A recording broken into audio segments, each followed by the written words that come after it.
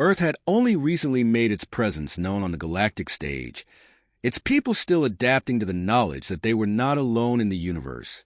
The moment humanity's signal reached distant stars, the Galactic Council took notice. Weeks later, an imposing fleet arrived in Earth orbit. Towering ships of alien design cast long shadows over the planet, and a message was beamed directly to Earth's leaders: submit or be annihilated. In a high-security bunker deep beneath Washington, the leaders of Earth gathered. Heads of state, top military commanders, and key scientists formed a tense semicircle around the large holographic table. The display flickered to life, revealing the Council's ambassadors, towering figures with cold, featureless masks. Their message was simple, delivered in the detached tone of an entity that had done this many times before. Earth must contribute resources, personnel, and technology to the Galactic Council. This tribute ensures your species' survival. Failure to comply will result in immediate consequences. A heavy silence followed the declaration. The ambassador's imposing presence and the fleet looming in the sky left a tangible weight on the room. But among the leaders, there was no immediate panic, only a growing understanding of what was truly being demanded. President David Mercer, a seasoned diplomat with a reputation for remaining calm under pressure, leaned forward. His sharp eyes scanned the data flashing across the holographic screen. Every detail of the Council's previous dealings with other species was there. The systematic stripping of planetary resources, the conscription of entire populations into servitude, the forced assimilation of cultures. To submit would mean losing everything that made Earth unique. Exploitation, said General Ava Reynolds, Earth's top military commander, breaking the silence. They're not protecting anyone. They're stripping planets dry, one by one. We'd be no different. Mercer nodded, his fingers drumming on the table. He knew she was right. Every civilization that had paid tribute to the Council had eventually collapsed under the weight of its demands. Earth would be no exception. As the room buzzed with whispered discussions and worried glances, Mercer stood up, commanding immediate attention. "We can't give in," he said, his voice steady. "If we submit, we lose our freedom, our future. We become just another cog in their machine." Reynolds glanced at the president, her gaze unwavering. "Then we fight," she said simply. Her words cut through the tension like a blade. The room went still. Fighting the Council was unthinkable. Every species that had tried was now nothing more than a cautionary tale. "Fight!" came the incredulous voice of Dr. Emily Hartman, one of Earth's top scientists. "We've never seen anything like their technology. They've had centuries, if not millennia, of a head start. A direct conflict would be suicide." General Reynolds folded her arms. "Maybe, but we're not like the others. We've spent decades preparing for something like this, even if we didn't know it would come. Our technology might not be as advanced, but our tactics, our resolve, that's something they won't expect." The president's gaze moved between the two, then rested on the holographic image of the Council's ambassadors. He took a deep breath. "We need to send a message, one that tells them we won't be intimidated." The room erupted into debate, but President Mercer remained silent, considering. There was no easy answer, no clear path. Yet he knew that submission was not an option. After a moment, he raised a hand, silencing the room. "I'll handle it," he said. "They want a response? We'll give them one." The Council's demand for tribute had been broadcast across Earth's communication networks, a demonstration of power meant to cow humanity into submission. Instead, it backfired spectacularly. Mercer's response was brief, and when it was sent back to the Council's fleet, it shocked not only Earth but the galaxy at large. The message contained just one sentence: "Shut the F up." The world held its breath as the response went live, the audacity of it rippling through every nation, every broadcast. For a brief moment, there was silence. Then, humanity collectively exhaled, a mix of disbelief and pride swelling in every citizen. In space, aboard the Council's flagship, the masked ambassadors received the message. Their expressions were hidden, but the weight of humanity's defiance was palpable. The Council had never been spoken to like this before. Earth had just declared that it would not bow, and soon the galaxy would know what that truly meant. The Galactic Council had never been defied so brazenly. In the wake of humanity's shocking response, council chambers across the galaxy echoed with outrage. High command gathered in their vast, obsidian halls, anger boiling behind their ceremonial masks. Humanity's rejection was not just a slight. It was a threat to the Council's very authority. Such defiance had to be crushed swiftly and decisively, lest other species find courage in Earth's example. "Deploy the fleet," ordered Supreme Arbiter Malik, his voice a low growl. "Make an example of them. Let every corner of the galaxy know what happens when you defy the Council." A massive invasion force was mobilized. Hundreds of warships, bristling with advanced weaponry and shielded by technology developed over millennia, began their march toward Earth. The Council believed this would be routine, a quick strike to put humanity in its place. After all, Earth was young and proven. They had no idea what was coming. On Earth, President Mercer stood in the Situation Room, surrounded by his top advisors. The atmosphere was tense, but not fearful. Mercer's gaze lingered on the holographic projection of the incoming fleet. His mind raced, balancing the immense pressure of leadership with the knowledge that humanity's survival now rested on the decisions he made in the next few hours. General Ava Reynolds stood beside him, her posture rigid, eyes sharp. She had anticipated the Council's response from the moment their message was sent. Her military instincts told her that the Council would not allow a challenge like this to go unanswered. That's why, over the past weeks, she had worked tirelessly to prepare Earth's defenses. "They're bringing everything they've got," Reynolds said, her voice cool but laced with grim determination. "I've counted at least 2 battle groups in their advanced fleet, with more likely trailing. We're outnumbered 10-1. Mercer's face remained unreadable, though the weight of the situation pressed on him. "Can we hold them off?" he asked, his tone deliberate, hiding none of the stakes. A slight smile touched Reynolds' lips. "We've spent years preparing for the unknown. We might be outnumbered, but we're not outmatched."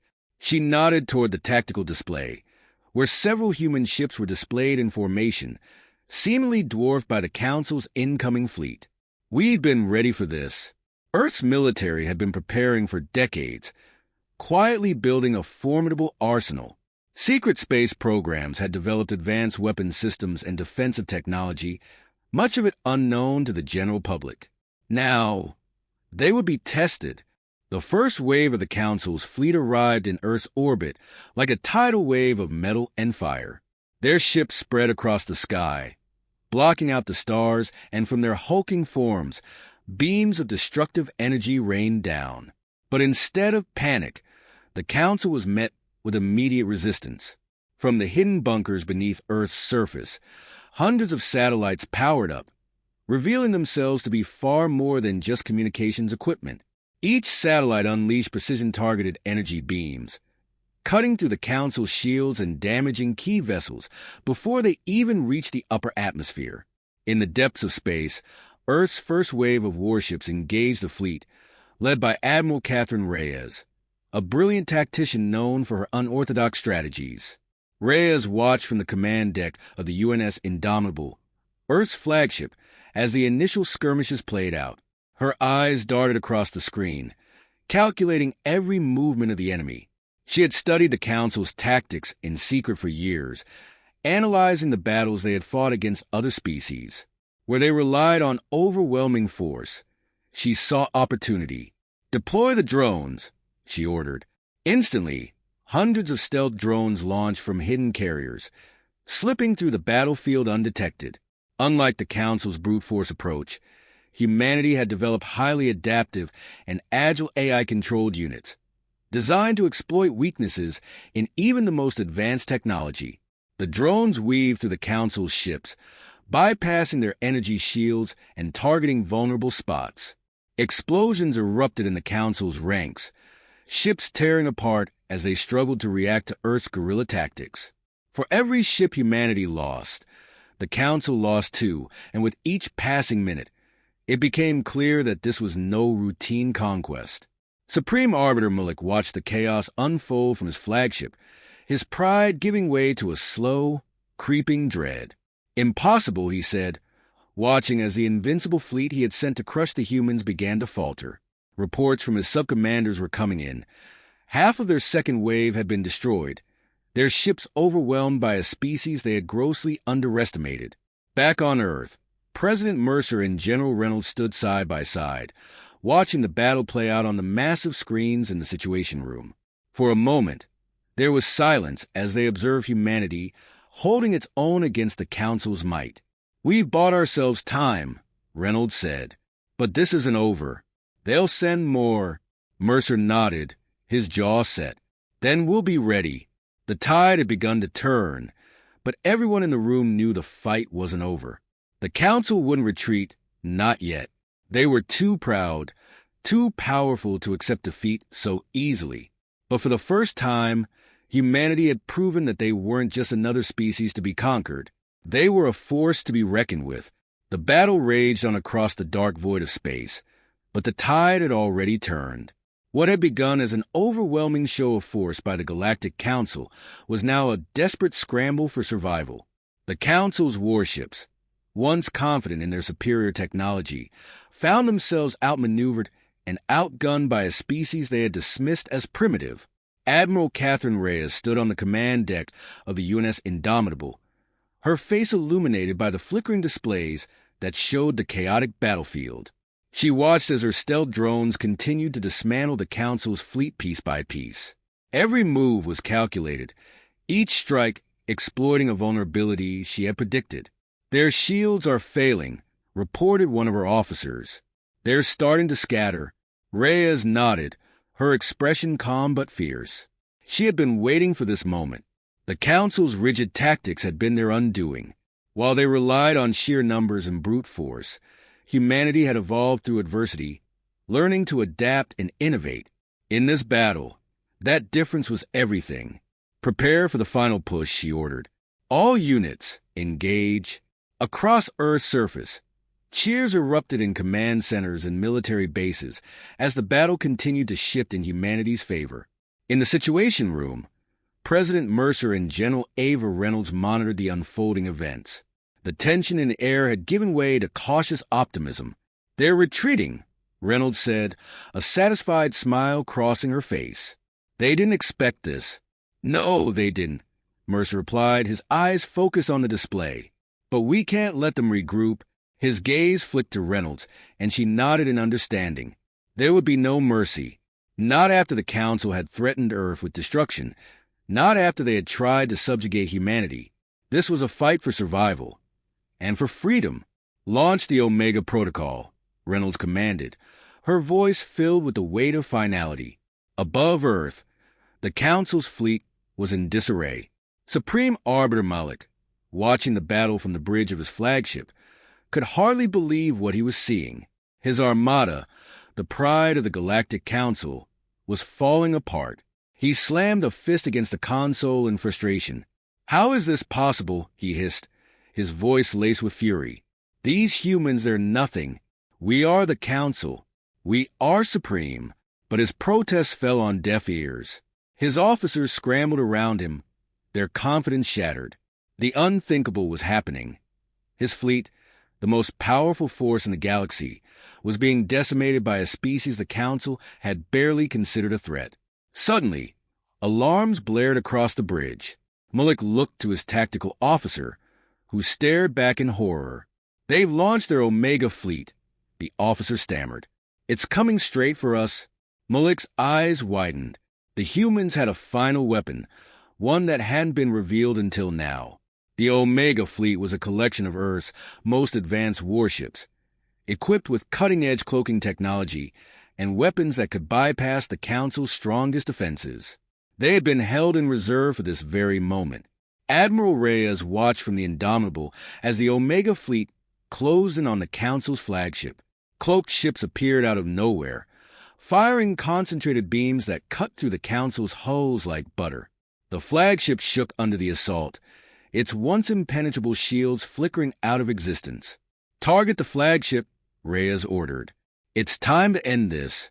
The UNS Horizon, the lead ship of the Omega Fleet, moved into position. Its main cannon, powered by a fusion reactor, charged with a deep hum. In one devastating shot, the energy beam lanced through the flagship's core, tearing it apart from the inside. On the bridge, Malik stared in disbelief as the ship began to disintegrate. "This cannot be," were his last words before the explosion consumed him, taking the heart of the Council's fleet with it. Back on Earth, the command room erupted in cheers as the destruction of the Council's flagship was confirmed. The battle was over. The Council's fleet, leaderless and broken, had no choice but to retreat. Earth had won, but there was no celebration from President Mercer. He stood silent, watching the remnants of the enemy flee. Victory had come at a cost, and he knew that while the immediate threat was gone, the real work was just beginning. "We've done it," Reynolds said, her voice quieter now, as if the weight of the battle had finally settled on her. "But what happens next?" Mercer's expression hardened. "The galaxy is watching," he said. "The Council's defeat isn't just our victory. It's a signal to every species they've oppressed. The balance of power has shifted." In the days that followed, the news of humanity's victory spread across the galaxy like wildfire. Species long thought to be subjugated by the Council began to rise up, inspired by Earth's defiance. The Council, once an unshakable authority, was now fractured and vulnerable. Humanity, though still recovering from the battle, stood at the center of this new galactic order. They had proven their strength not just to the Council, but to every corner of the stars. Admiral Reyes, standing on the observation deck of the Indomitable, looked out into the vastness of space. "This is only the beginning," she murmured. She knew that while the Council had been defeated, new challenges would emerge. But for now, humanity stood tall, victorious and unbroken. And somewhere, in the darkness beyond the stars, other forces were taking notice.